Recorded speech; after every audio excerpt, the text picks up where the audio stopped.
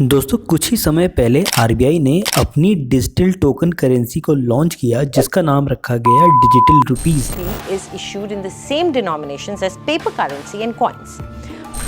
इसलिए हर कोई जानना चाहता है कि आखिर डिजिटल रुपी है क्या।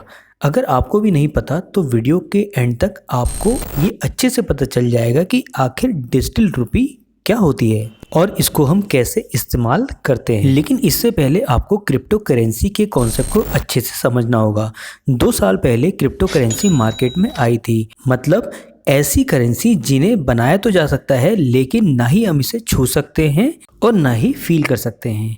जी हाँ दोस्तों, क्रिप्टो करेंसी एक ऐसी करेंसी थी जिसमें थर्ड पार्टी की ज़रूरत बिल्कुल भी नहीं थी। यानी ट्रांजैक्शन के समय अगर मेरे पास कोई डिजिटल करेंसी है यानी कि क्रिप्टो करेंसी है, तो अगर मैं अपने फ्रेंड को वो देना चाहता हूँ तो वो मैं डायरेक्ट क्रिप्टो वॉलेट के ज़रिए दे सकता था। यानी कि मेरे पास अगर कोई एक्स क्रिप्टो करेंसी है, उसको मुझे अगर अपने दोस्त को ट्रांसफ़र करना है तो उसके लिए क्रिप्टो वॉलेट की ज़रूरत होती थी। इस क्रिप्टो वॉलेट के ज़रिए एक पर्सन से दूसरे पर्सन को ट्रांसफ़र करना काफ़ी आसान होता था और इसमें कोई भी थर्ड पर्सन की ज़रूरत नहीं होती थी, जैसे सेंट्रल बैंक।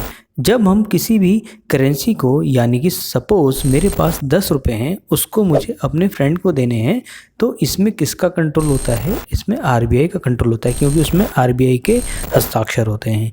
लेकिन क्रिप्टो करेंसी में ऐसे कोई भी थर्ड पार्टी के हस्ताक्षर नहीं होते थे।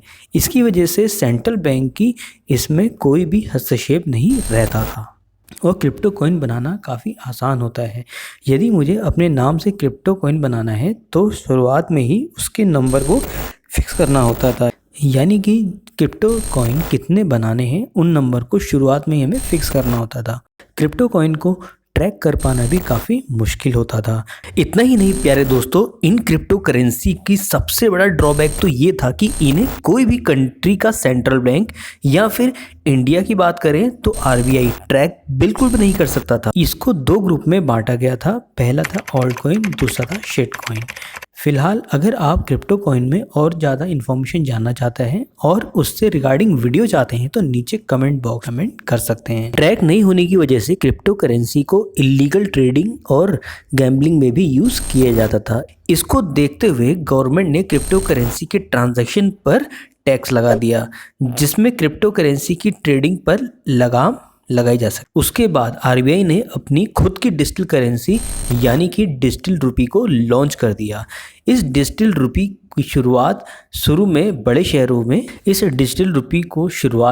शहरों में ही लॉन्च किया गया as a pilot base project, जिसमें है मुंबई, दिल्ली, बेंगलोर और भुवनेश्वर।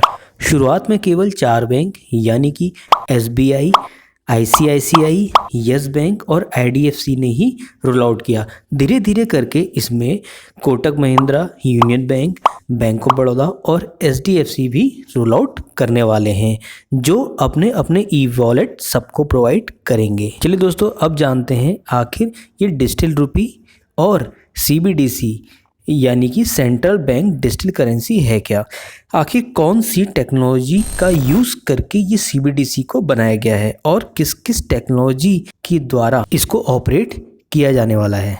डिजिटल रुपी यानी कि सीबीडीसी 1 नवंबर 2022 को हमारे सेंट्रल बैंक यानी कि आरबीआई ने एक बहुत बड़ा गिफ्ट दिया, जो था देश का खुद का अपना ई रुपी यानी कि डिजिटल कॉइन। जिस तरह हम अपनी पॉकेट में फिजिकल करेंसी के नोट्स जैसे 5 रुपये, 10 रुपये, 100 रुपये और 500 के रखते हैं, उसी तरह अब डिजिटल फॉर्म में भी हम इन करेंसी का इस्तेमाल कर सकते हैं, जिसके लिए आपको ई वॉलेट की ज़रूरत होगी।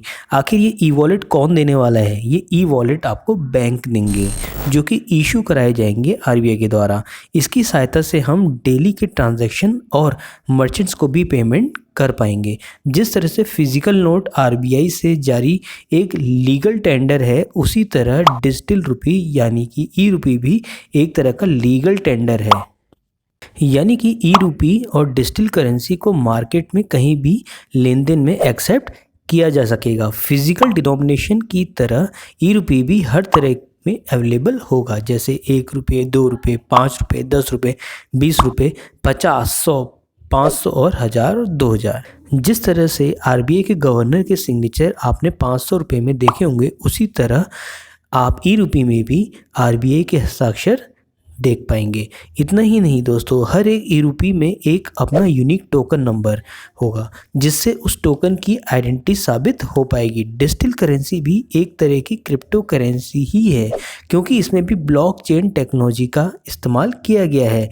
लेकिन ये एक तरह का डिजिटल लेजर है, जिसे किसी भी तरह से हैक कर पाना इम्पॉसिबल है। इस केस में किसी भी ट्रांजैक्शन की डिटेल्स सेंडर, रिसीवर और बैंक के पास ही रहती है। इसको सेफ रखने के लिए प्राइवेट परमिशन ब्लॉकचेन टेक्नोलॉजी का यूज़ किया गया है। एक तरह से ये एक सेंट्रलाइज्ड सिक्योरिटी सिस्टम पर बेस्ड है। ई रुपये के आने से डिजिटल ट्रांजैक्शन काफ़ी फास्ट हो जाएगा और बैंक का सेटलमेंट जो काफ़ी लेट होता था वो भी टाइमली हो पाएगा। फिजिकल करेंसी को ट्रैक करना काफ़ी मुश्किल होता था, जिससे ब्लैक मनी और मनी लॉन्ड्रिंग का खतरा बना रहता था। लेकिन ई रुपये के आने से कालाबाजारी भी काफ़ी हद तक रुकेगी, क्योंकि ई रुपये को आसानी से ट्रैक किया जा सकता है। क्योंकि डिजिटल करेंसी के सर्कुलेशन में सेंडर और रिसीवर के अलावा इसमें थर्ड पार्टी केवल बैंक ही इन्वॉल्व रहता है। डिजिटल रुपये पर ये वीडियो आपको कैसी लगी, इसको बताना नीचे ना भूलें। इसी तरह की बेस्ट फाइनेंशियल लर्निंग वीडियो के लिए जुड़े रहिए मनी ग्रेडियंट के साथ। नीचे आप लोगों के लिए टेलीग्राम चैनल का लिंक दिया गया है, उससे भी आप जुड़ सकते हैं, जहाँ पे आपको मिलती है बेस्ट फाइनेंशियल लर्निंग, वो भी ज़ीरो कॉस्ट पे। तो मिलते हैं एक बढ़िया सी, प्यारी सी, अच्छी सी फाइनेंशियल वीडियो में। Love you all guys.